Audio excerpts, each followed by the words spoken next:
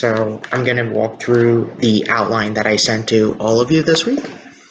As I said, I'm going to go through Chapter 9, Decision Making by Individuals and Firms. Our objective this week is to understand the differences between either or decisions and how much decisions. And to do that, there's a couple things we need to talk about. We need to talk about the differences between explicit and implicit cost. Now, you've actually talked about implicit cost before. We call this the opportunity cost.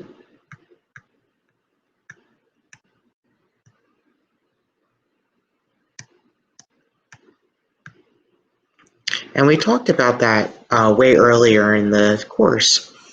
And what we're going to do is compare implicit and explicit cost in terms of what we call the accounting and economic profits. And you'll see what an accounting profit is. So I'll call it AP for short. It's simply revenue minus total cost.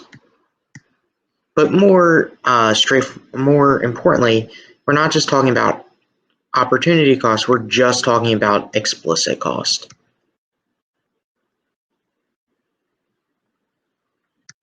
Okay? Now, that's looking at accounting profits. What economic profits, which I'll usually denote with pi, it's the accounting profits minus opportunity cost. And the important thing here is if your accounting profits exceed or are equal to your opportunity cost, then you know you're making a good decision.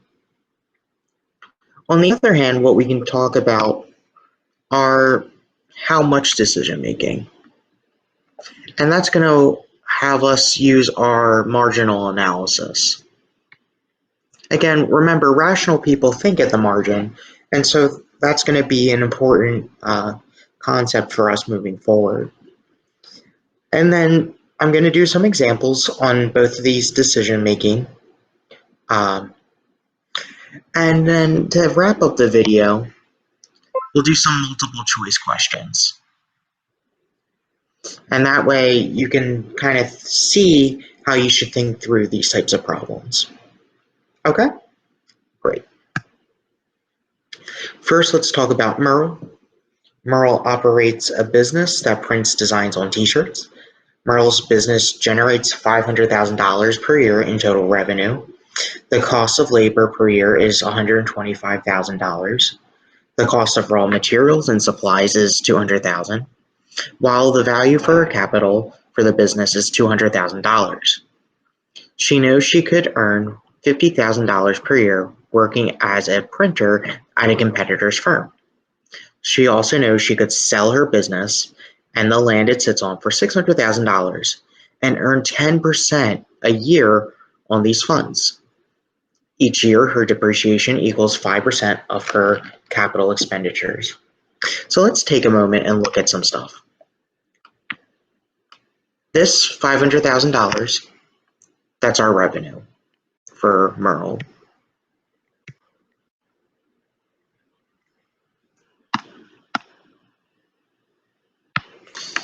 This $125,000 and $200,000 are things she has to pay to run her business. And so really these two things are her explicit cost. So I'll call it EC. Let's use orange. This $50,000 per year is what she could make if she's not running her own business. And in addition to that, she could earn 10% from selling her land, taking the money, putting it into the bank, and getting the interest on it.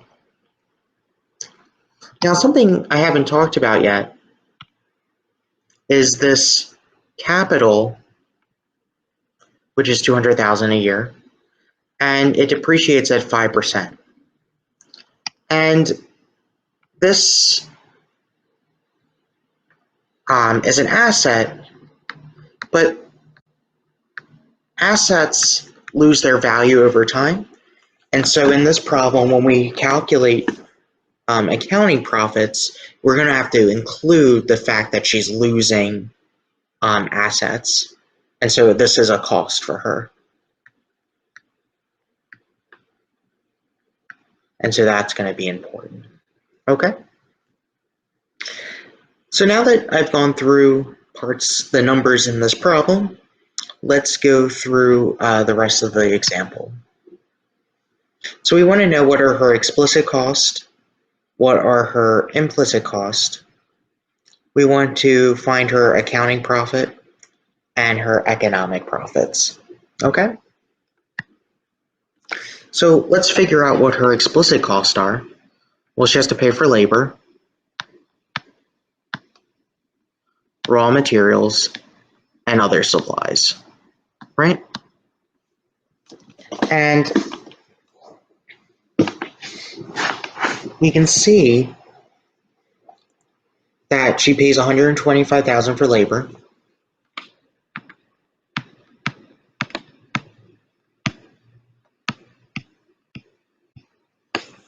and we can see she pays $200,000 in raw materials and supplies.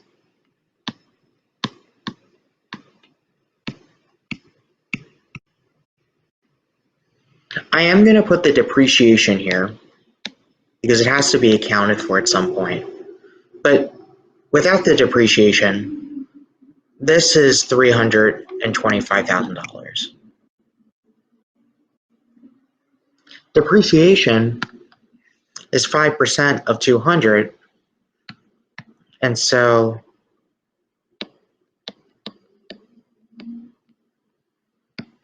$200,000 times 0.05, and that's going to give us $10,000.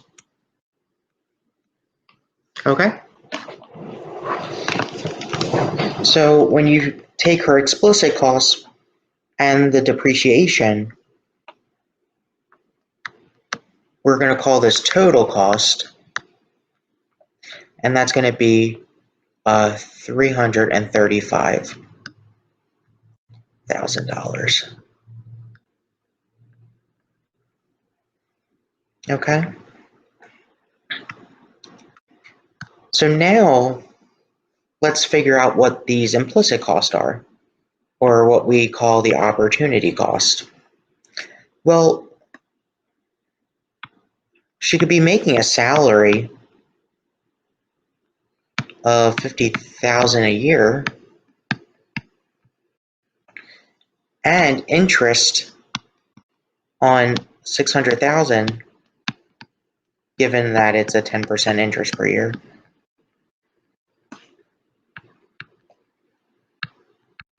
Which gives us $60,000. And so in this case, the opportunity cost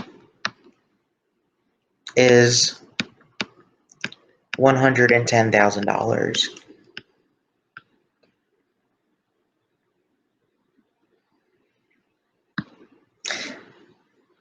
Now that we have explicit cost and the total cost, we can get Merle's accounting profits. So remember, her accounting profit has to equal total revenue minus total cost. So she makes $500,000 a year minus $335,000. That's what the K stands for. It stands for 1,000. And that's going to equal what? Well, just take the two numbers and subtract, and you'll get your answer. And that is going to give you 165,000.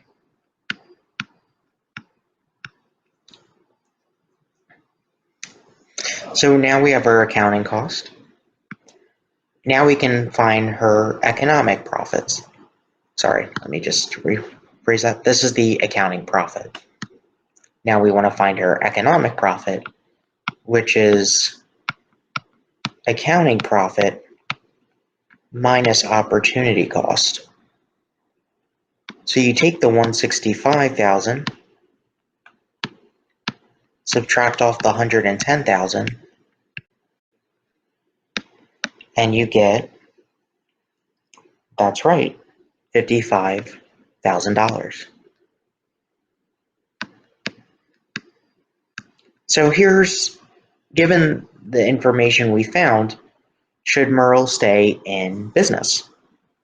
And the answer is yes, because the accounting profit exceeds opportunity cost.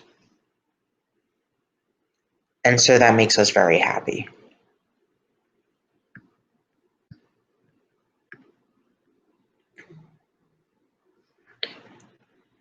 And so this is an example of an either-or decision where she could either have stayed in business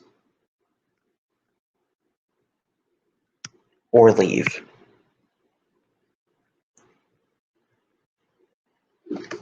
And because of this right here, that's going to tell us she should stay.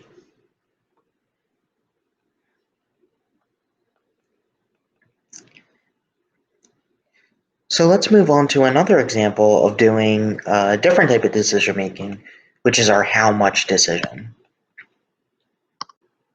So here the following table provides information about Joe's service shop, which specializes in providing all sorts of services to customers in the metro area.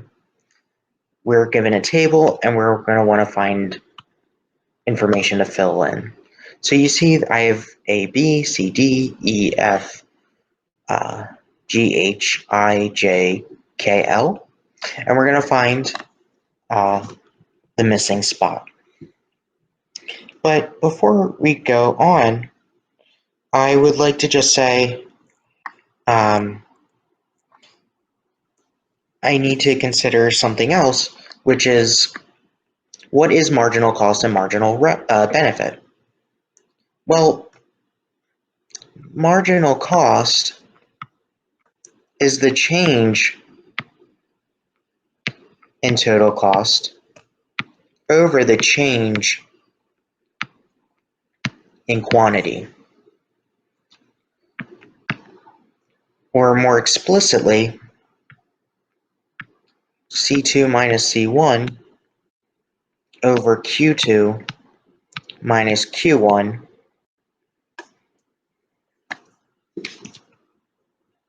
and this is going to give us a dollar per unit. Okay? And marginal benefit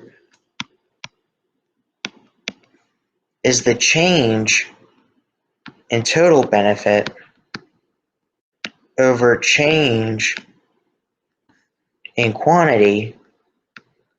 And so benefit 2 minus benefit 1 over Q2 minus Q1